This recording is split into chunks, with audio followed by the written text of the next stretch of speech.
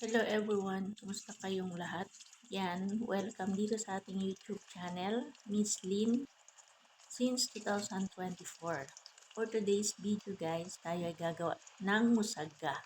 So hindi ko na pala naipakita dito ang video ng pagbabalat ng patatas at eggplant at iba pang mga sangkap. So fast forward, nagpiprito na tayo dyan ng patatas. So habang nagpiprito tayo, syempre, andito tayo nagdudot-dot ng cellphone, nakikipag-engage. At dahil may Facebook pa rin tayo na hinahawakan, so dot lang habang yung isang kamay ay naandyan sa kawali. Ganito tayong mga OFW, di ba? Sabi nga ang tanging lakas ng OFW ay free wifi at only dot sa CP. Sapat na. At hindi lang yan, habang nagpiprito tayo, syempre gigisahin na rin natin yung pangsangkap na iba. So ito, balikan natin yung prinito nating patatas at hanguin na natin at luto na siya.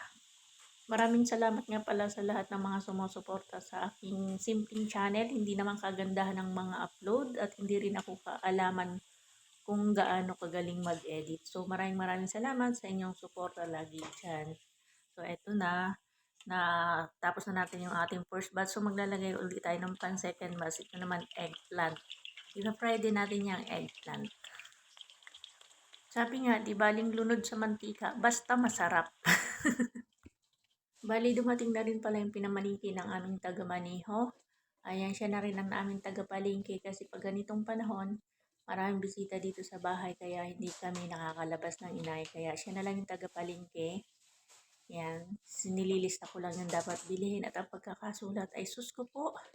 Sobrang lalaki, naka-bold later kasi pag medyo napakabit-kabit hindi na niya naiintindihan. So, naiintindihan ko naman kasi nasa ibang lahi siya. Kaya inaayos kong maigi, sobrang lalaki at capital letter pa. Ayan, nilagay ko na pala yung itlog at nagpabili ng itlog at naubusan na rin ng itlog sa kamay yung binili sa mga parsley. Ayan, aayusin na natin para hindi tayo natatambakan ng gawain dito sa kusina. Para once na dumating yung mga bata, yun na lang ang iintindihin natin yung pagpiprepare ng pagkain nila. So, ganito tayong mga OFW. Mabibilis pa sa kalabaw gumalaw. Sabi nga. O, diba? Dati, sa Pilipinas ako, napakayumi kong kumilos. Pag nung nandito na ako, natuto na rin ako ng bilis-bilis. Saka, yung salita kasi nila dito ay laging pasigaw. Kaya yun, nasasanay na rin tayo na lagi tayo nakasigaw. Pero hindi tayo galit. Ganun talaga yung mga salita nila. Kala mo'y laging galit. Ayan. Kaya dapat tayo maalam tayo sa ating galawan para hindi tayo natatambakan, nakakaupo-upo tayo kahit paano kasi sa sobrang dami ng trabaho.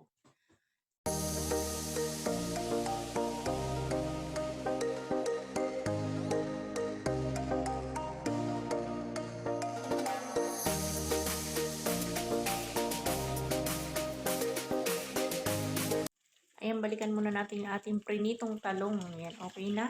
Luto na siya. Naka-light brown na. So, ating aalisin na sa kawali.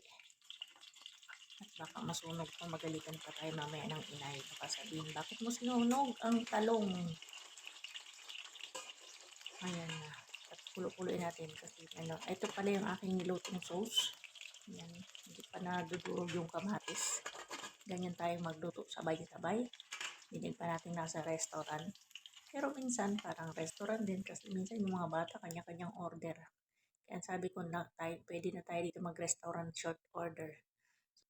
Ayan, himayin na rin natin itong parsley at habang naghihimay tayo ay magsasounds ng big boom.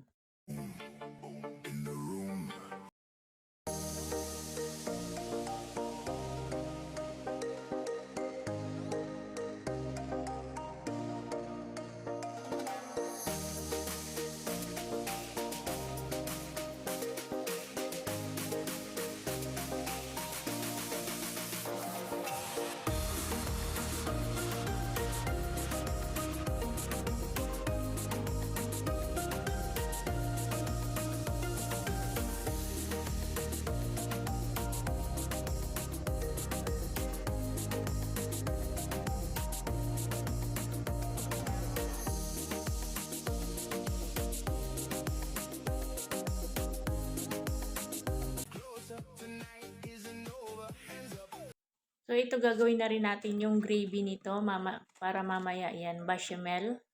So, lagay na natin yung cream na nasa can. Ayan, ilagay na natin siya. Lagyan na rin natin siya ng whipping cream. Ayan.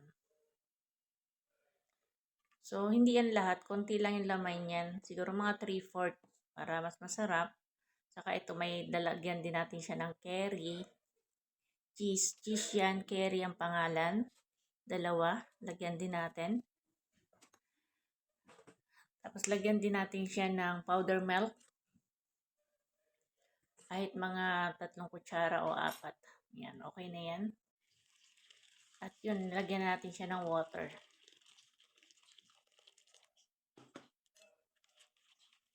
Haluin natin.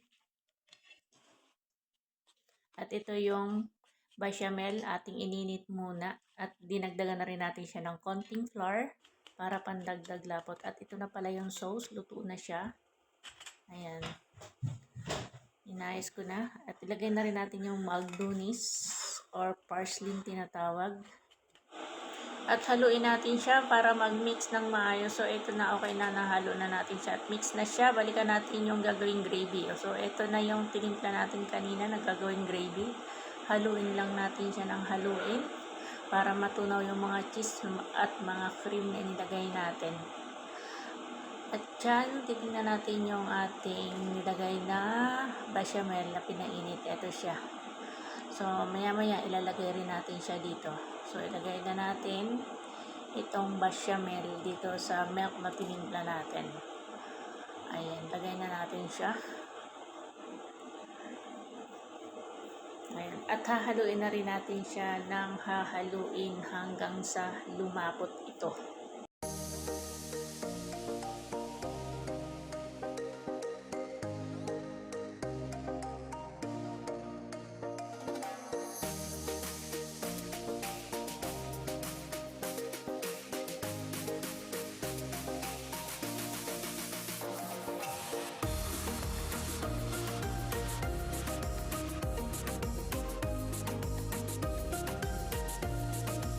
Magsalang na rin pala tayo ng sinaing para naka-ready na din ang ating kanin. So, ito naka-rice cooker naman. So, ayan na. At ito na yung prinito. Nilagay muna natin madali sa tissue para mag-absorb ng mantika.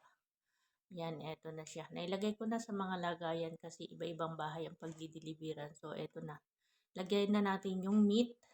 Yung ginawa natin kaninang sauce. Ay, lagay natin dyan sa ating iginayak na patatas at talong. So, yan na. Naka-ready na siya. So, lagyan na rin natin ng bechamel. Yung gravy na ginawa natin kanina. Ayan, ilagay natin siya. Sa ibabaw lang, kunti lang para hindi naman masyadong nakakaumay. So, ito yung gravy. Ayan, lagay lang natin. So, ito na, nalagyan na natin siya. So, yun lang guys. Hanggang dito na lang kasi yan ay iinitin kung kailan sila kakain.